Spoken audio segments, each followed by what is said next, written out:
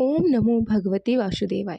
हमारे हिंदू धर्म में माघ महीने की विशेष महत्व माना जाता है।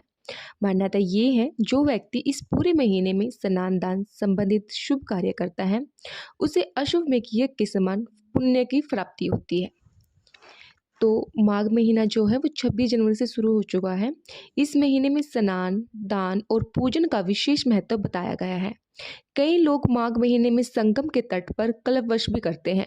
मान्यता ये है, माघ मास में पवित्र नदियों में स्नान करने से सभी पापों से छुटकारा मिल जाता है। जो लोग इस महीने में नदी में स्नान नहीं कर सकते हैं, उन्हें घर पे ही नहाने के पानी में गंगा जल मिलाकर स्नान करना चाहिए। इससे भी बड़े भी पुण्य फल की प्राप्ति होती है। तो चलिए अब हम आपको सुनाने जा रहे हैं आज का महात्म चौथा अध्याय। अगर इससे पहले कि आपने 3 अध्याय नहीं सुने हैं तो वो आपको हमारे चैनल पर मिल जाएंगे, वो भी ज़रूर सुनिए, तभी आपको ये वाला जो अध्याय है वो समझ में आएगा। और माघ मास के जो महात्म है उन्हें सुनने से ही जो इंसान से जाने अनजाने में कुछ पाप हो जाते हैं, वे उन पापों से मुक्ति मिलती है। तो माघ महात्म आप जरूर सुनिए। पूरे महीने जो माघ का महीना है, अगर कुछ दिन ऐसे आप नहीं सुन सकते तो अगले दिन आप जरूर सुनिए। तो चलिए शुरू करते हैं आज का चौथा अध्याय। श्री वशिष्ठ कहने लगे, हे राजन, अब मैं माघ के उस महात्म को कहता हूँ जो कार्तिकेय वर्ग ने पूछा था। जिस समय साक्षात विष्णु के रूप श्री दैत्य श्री सत्य पर्वत पर रहते थे, तब महेशमती के राजा सहस्त्र अर्जुन ने उनसे पूछा था, हे योगियों में श्रेष्ठ, मैंने सब धर्म सुने हैं, आप कृपा करके मुझे माघ मास का महात्म कहिए। तब ऋषि जी बोले, जो नारद जी से ब्रह्मा जी ने कहा था, वही माघ महात्म मैं तुमसे कहता हूँ। इस कर्म भूमि पर भारत में जन्म लेकर जिसने माघ स्नान नहीं किया, उसका जन्म निष्फल हो गया। भगवान की प्रसन्नता, पापों का नाश और स्वर्ग की प्राप्ति के लिए माघ स्नान अवश्य ही करना चाहिए। यदि यह पुष्ट व शुद्ध शरीर माघ स्नान के बिना रह जाए तो इसकी रक्षा करने से क्या लाभ। जल में बबूले के समान, मक्खी जैसा तुच्छ जंतु के समान यह शरीर माघ स्नान के बिना मरण के समान है। भगवान विष्णु की पूजन न करने वाले ब्राह्मण, बिना दक्षिणा के श्राद्ध, ब्राह्मण रहित अक्षेत्र, आचार रहित कुल, ये सब बात नाश के बराबर है। गर्भ से धर्म का, क्रोध से तप का, गुरुजनों की सेवा न करने से स्त्री का, तथा ब्रह्मचारी बिना जली अग्नि से हवन और बिना साक्षी के मुक्ति का नाश हो जाता है।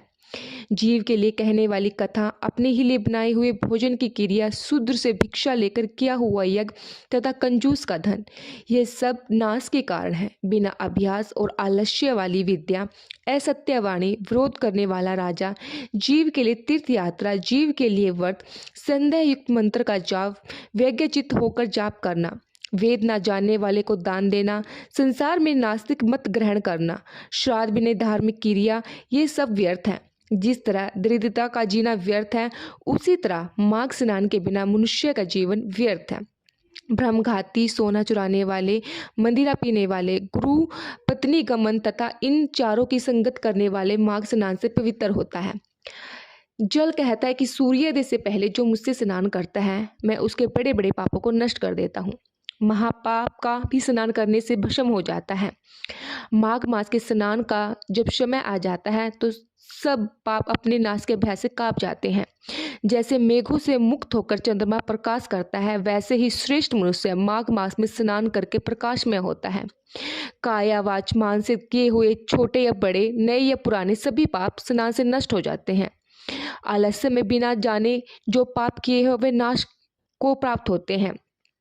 जिस तरह जन्म जन्मांतर के अभ्यास से आध्यात्मिक ज्ञान की प्राप्ति होती है, उसी तरह जन्म जन्मांतर के अभ्यास से ही माघ स्नान से मनुष्य की रुचि होती है।